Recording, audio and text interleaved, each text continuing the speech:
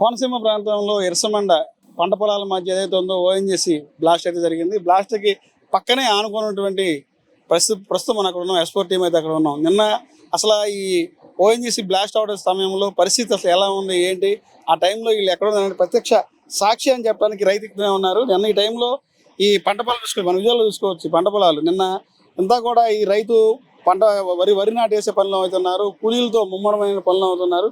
ఒక్కసారిగా నిన్న 11 టైంలో బ్లాస్ట్ సౌండ్ అయితే వచ్చింది చెప్తున్నారు. అసలు రైతు దీనికి సంబంధించి ప్రత్యక్ష సాక్షి అని చెప్పడానికి ఈయనేం చెప్పాలి సార్? అసలు నిన్న ఈ టైంలో మీరు ఏ టైం పొద్దున వచ్చినప్పుడు ఎలా ఉంది ఇక్కడ పరిస్థితి, మీరు నాటేసే టైంలో ఇక్కడ ఏం జరిగిందంటే ఏం చెప్తారు మీరు? సరిగ్గా టైం 10ంటికి ఆవిరి కింద కమ్మేసిందండి. మొత్తం ఆవిరి కింద కమ్మేసి పెట్రోల్ వాసన వచ్చేసిందండి. మొత్తం అలాగా 1 కిలోమీటర్ లోపల మొత్తం అంతా కమ్మేసిందండి. కమ్మేసిన 1 గంట టైంలో పెద్ద శబ్దం వచ్చి ఫైర్ అయిపోయిందండి. ఫైర్ అయిపోయి మంటలు వచ్చేటప్పటికి ఈ ఊడ్చి వాళ్ళు అందరూ ఎక్కడోళ్ళు అక్కడ వదిలేసేసి ప్రాణభయంతో గెలాబులు పెట్టేసి అసలు ఇళ్లలో వాళ్ళు ఏంటి ఎవరైనా సరే ఇంకా ఉండటం కోసం ఆలోచించలేదండి.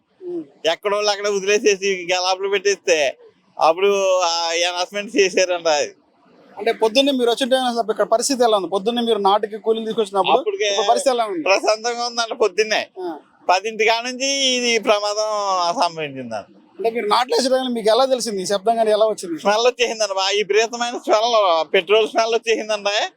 ఆవిరి కమ్మేసిందండి మొత్తం అంతా. 1 కిలోమీటర్ లెక్కలో ఆవిరి కమ్మేసింది. ఆవిరి కమ్మేసి ఇంకా భయంగా గెలాపలు పెట్టేస్తున్నారండి చేసి వర్కర్స్ అంతా. వాళ్ళు గెలాపలు పెడుతున్నారు కానీ మమ్మల్ని వెళ్ళమని అనలేదు. అయినా సరే మేము ఏంటి ఇలా గెలా పెట్టేస్తున్నారని అప్పుడు ఉన్న వాళ్ళు కూడా గెలాపలు పెట్టి వస్తే అప్పుడు తెలిసిందండి ఇలాగ ఫైర్ అయిపోయింది. వెళ్ళిపోండి, ఎక్కడో అక్కడికి వెళ్ళిపోండి, కరెంట్లు తీసేయండి, గ్యాస్ వెలిగించద్దు అవి అని అనేటప్పటికి ఆ టైంలో ఏరియా అంతా ఎలా ఉంది? అప్పుడు మేఘాలు అంతా ఎలా ఉంది? వాతావరణం బాగా మబ్బు వేసేసిందండి. మబ్బులను బాగా మబ్బులు మేఘాలు అయిపోయింది.